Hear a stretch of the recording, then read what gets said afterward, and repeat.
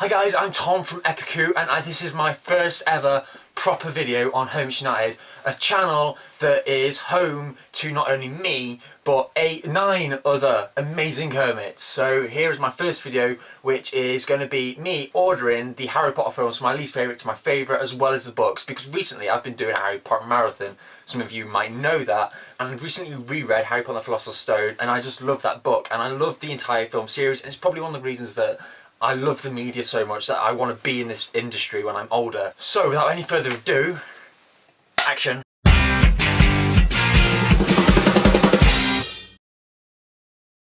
At number 8 on my list, I've put Harry Potter and the Order of the Phoenix, and it used to be the Goblet of Fire at number 8 on my list. Since rewatching them all, I find Order of the Phoenix very boring and not much happens. The book is very good, don't get me wrong, I love the Order of the Phoenix book, but I just feel that the film adaptation of the book didn't do anything for me, and it didn't really add anything to the films for me. The only good things that came out of this film have to be Hermione Granger, just because it's Hermione, the fact that Dumbledore's returned, that final battle sequence with Dumbledore and Voldemort, and Dolores Umbridge, because in some ways I find Dolores Umbridge a lot more scarier than Voldemort, because she's a lot more relatable and she could be a realistic character. And I just don't enjoy this film. I find it a very boring and dull film right up until it gets to the epic final battle sequence with Voldemort and Dumbledore. I just love that sequence. It's beautifully filmed, it's beautifully done. But yeah, I don't really like this film. Another reason I don't like it is because I don't like the relationship between Harry and Cho Chang. I don't feel that they put enough effort into it in the films, because when it came to the 6th film, they completely forgot about that relationship and that love that they had for each other. I didn't like it, and it just seemed to be a bit pointless in the films compared to in the books. It didn't. I just didn't like this film. At number 7 on my list, it's Goblet of Fire. It was at the bottom originally, and Order of the Phoenix was at 7, but as I said, since rewatching it, I enjoy this a lot more. And to be honest, number 7 on my list, it's mainly being right at the top, because from 7 onwards, well, from number 7 on my list to number 1, I just love them equally. They're just amazing. This I enjoy because it's the return of Voldemort, and I always see that the Harry Potter saga is split up into 3 areas. Film 1 and 2, it's the beginning, it's getting to know everybody. Film 3, you're starting to get the idea of what's happening. It's the middle part of the story. Well, it's not really the middle part of the story's about to get going, you can feel something's in the air. From 4 to film 8, or in the book sense, 4 to 7, I feel that them lot, or when the story begins, this is when the actual story of Harry Potter starts, and you're like, wow, okay. And I really do think that Goblet of Fire did a really good adaptation from the book to the film. It was brilliantly done. The Return of Voldemort was again brilliant, and this is the film where Hermione Granger becomes the beautiful Hermione. I sort of see in Prison of Azkaban some moments when I'm just like, yes, you're really beautiful, and I love you so much, but this is the film when she becomes a woman, when she becomes beautiful woman that we all know and love. And what I like about Hermione is she's so beautiful, yet she's so strong-minded, and she doesn't let anybody walk over it, and I love that about her. And I love Dumbledore in this film. I think he did a brilliant job. One of the things that annoys me about this film is Ron. And Ron annoys me in a lot of the films, really. I don't like Rupert Grint as Ron. I think they didn't cast him that well. I liked him in 1 and 2 and 3. 4 onwards, I found Rupert Grint a bit rubbish, and I didn't like him. He didn't seem to add anything to the films, and he just seemed a bit pointless in this film. I didn't like him. Sorry. At number 6 on my list, I've put Deathly Hallows Part 1. It's not a very good Potter film. It's rubbish at being a Harry Potter film, but it's really good at being a film. That's going to sound really confusing to some of you, but some people understand, and some people that I speak to understand that concept. It's like Skyfall. Skyfall's a really good film, but it's not as good as Casino Royale was at being a James Bond film. It's very psychological, and you see a different side of the characters, and it's very different to every other Harry Potter film, and that's why it's so far down on my list. Because in some areas, yes, it is boring, and it wasn't as good, but it had to be like that for part 2 to be as epic as it was, because imagine if they put them 2 films together, if they didn't split them in 2. Imagine how weird that would have been. Would it have been, would the finale, would the last 2 films have been as good as they would have been, or would it have just been a bit dull and seemed to be a bit rushed? And that's one thing that annoys me about part 1, is it seems a bit, it doesn't seem rushed at all. It seems a bit too dragged out. It seems to be that they put too much into this film, that there's not a clear pace. It seems a bit crowded for me. I didn't really enjoy this film upon first viewing, but it's, again, as I said, it's a very good film, just a very poor Harry Potter film. At number 5 on my list, I have put The Philosopher's Stone. Yes, it's a brilliant introduction to the world of Harry Potter.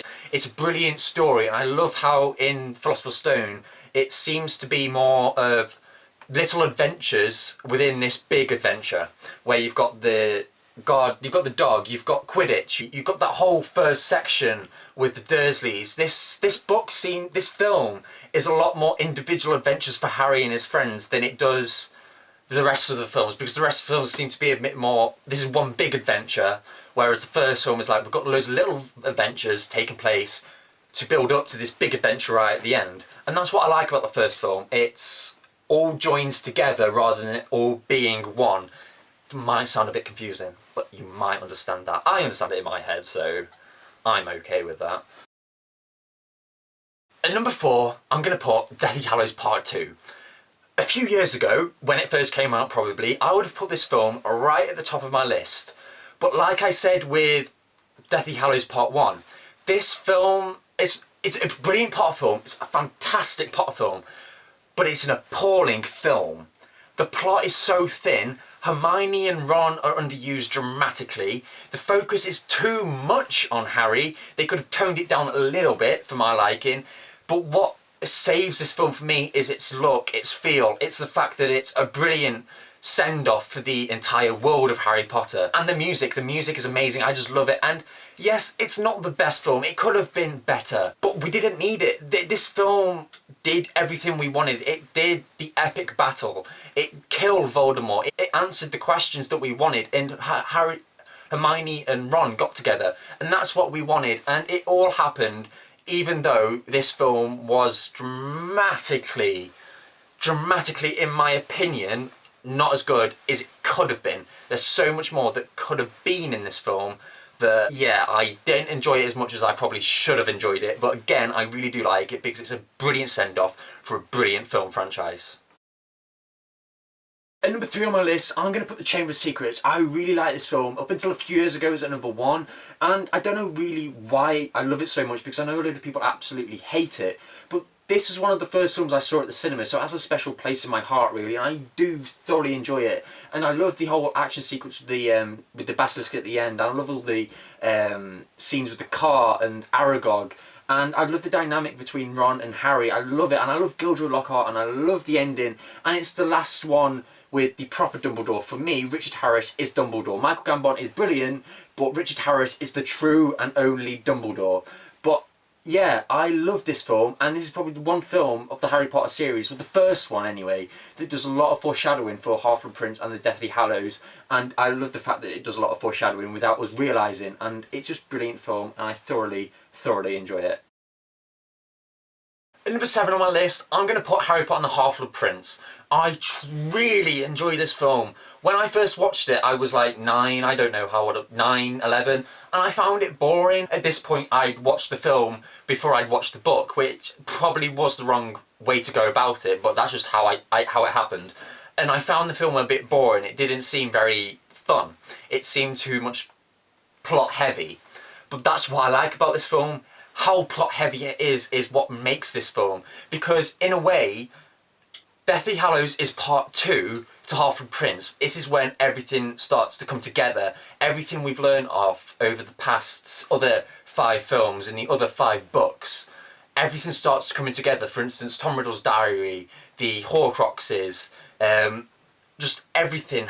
Ron and Hermione's relationship starts to blossom, and everything you want has a beginning in a way, and you can definitely feel that the ending is near and that something's coming and it's going to be epic. And that's what I like about this film, of how character driven it is and how much character development there is for various characters. For instance, Dumbledore's in it a lot, and that's what I like. I like the relationship between Harry and Dumbledore. I think it's explored brilliantly within this film, and it's shown brilliantly from the book to the film. When I first watched this, obviously we didn't know about Snape. When you see Dumbledore say, "Severus, please," just before he gets killed by Severus Snape, you're thinking he's begging not to be killed. But when you've seen Deathly Hallows Part 2, you realise that at that point he's actually begging Severus to kill him because he knows he has to go. And that's what I like about this film, that it's setting up so many things for that last film. So many things here are blossomed and are beginning here that aren't going to be answered until the last film. And I like that about this book and this film. It's when everything begins. This is probably the most darkest film for me. It's just brilliant. One other character that I love in this film is Draco Malfoy.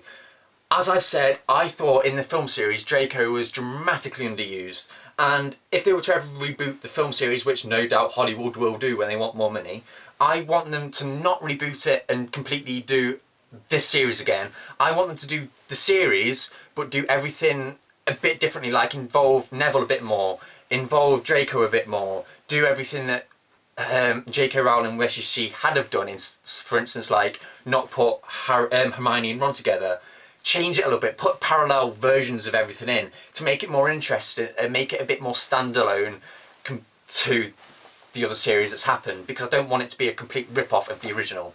But yeah, Draco Malfoy was dramatically underused until this film, and I really like how we learn a bit more about him, and we see that Draco is kind of Harry. He's kind of the Harry of the Death Eater world, really. Of course, it has to be Harry Potter and the Prisoner of Azkaban. This is probably the one film that the book is probably exactly the same as to the film. They didn't really change much and it worked, and I love it because it's so faithful to the book and the characters are brilliant and it's so dark. It's the first one who's like, okay, this film series is actually going to grow up with us. This film series isn't going to be a child's film anymore. It's going to be a dark film, and there are themes within this film series and within this book that need to be answered and need to be shown to a child audience. And I love this film because this film and the book really, because it just seems to be the one that makes you question things a bit more. It makes you see the world in a better way and in a bit of a darker way, really. And I like that about this book because it makes you question our own world. And as you all know, I love films that make me do that. I love TV episodes that make me question people or themes within our own world. But yeah, I really did love The Prisoner of Azkaban, and I love the relationship and the reveal of Sirius Black. I thought this film was done brilliantly, and it is definitely worth being at the top of my list. So now let's get on to the books. At the bottom of the books series, I'm going to put The Goblet of Fire. I found it a bit of a boring book. After that, I'm probably going to put Order of the Phoenix. As much as them two, they just seemed a bit meh, but I did like them more than the films. I thought the books were better in that sense. After Order of the Phoenix, I'd probably end up putting the Deathly Hallows. Then it'll be the Philosopher's Stone. Then it would be the Chamber of Secrets. Then Prisoner of Azkaban. And then Half-Blood Prince. I just love the Half-Blood Prince. As I said, it's definitely part 1 to part 2. Well, it's definitely part 1 to the Deathly Hallows, and I just love it because it's when everything happens. It's when everything you want begins, as I keep saying. But yeah, I love the books, I love Harry Potter, and I love the films, and it's why I want to be in the industry. And as you can see, I love the ones. I've been to the studio tour, and I'm hoping to go again next year with my college course. But yeah, I just love Harry Potter and I think it's brilliant, and I actually, after I've edited this video, I'm going to go and watch part 1 and part 2 of the Deathly Hallows. So yeah, thanks for watching, guys. I hope you've enjoyed my first video on Hermits United. I have been struggling to think of videos to do for you on this channel because obviously I've got Epic Who, which is Doctor Who videos, and I've got Vlogs Tom, which is vlogs and other videos. But I want to know what you guys want from me.